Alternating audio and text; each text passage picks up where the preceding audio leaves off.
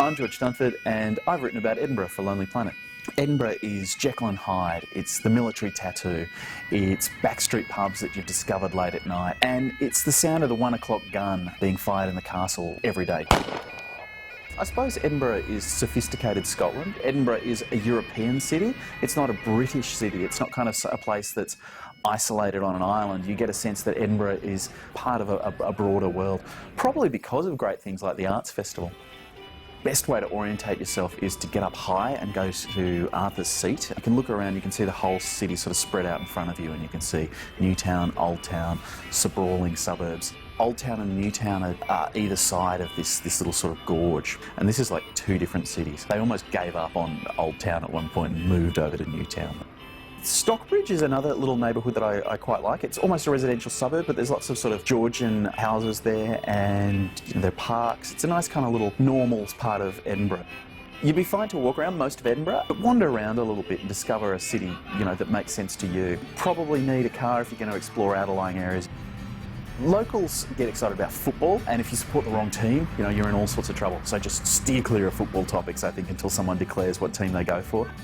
Locals are passionate about their drink. Everybody has a favourite watering hole or a couple of favourite watering holes. The Scottish people are quite friendly, so you can strike up a conversation when you're in a pub with them. I think pubs are a great way to meet people in Scotland.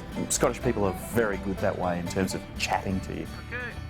When you're not drinking scotch, you probably should be drinking real ale, which is, it's handmade beer, basically, as opposed to something, that comes off a production line. One of my favourite little things is police boxes. It used to be a place where you could pick up a phone, call a police officer at any time, and now a lot of them have been converted into coffee carts, I guess. One of my favourite ones of those was a cappuccino. One of the really great foods, though, is fish and chips, which they do, really, really well. You can still get haggis in a lot of places as well. Haggis is sheep's stomach, stuffed with oats, and it's a spicy kind of flavour. I like it.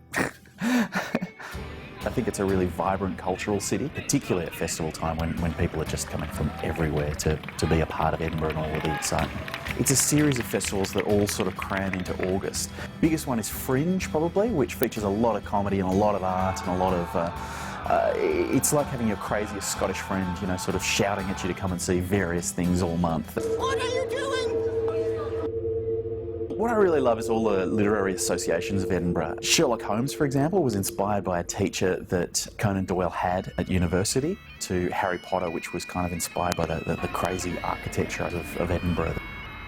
One of my favourite buildings is the new Scottish House of Parliament. It's got stones collected from all across Scotland, and some of them are inscribed with Scottish literature. I think it's a really exciting and interesting building amongst all of the traditional kind of castles and all of that sort of stuff.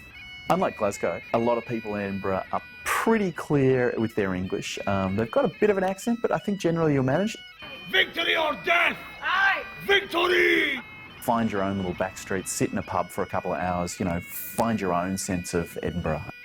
I think it's such a vibrant city, give yourself a little bit of time to, have a few wild cards, a few nights when you don't know what you're doing, so you can find some serendipitous discoveries. Come and get us! How's that? Is that okay?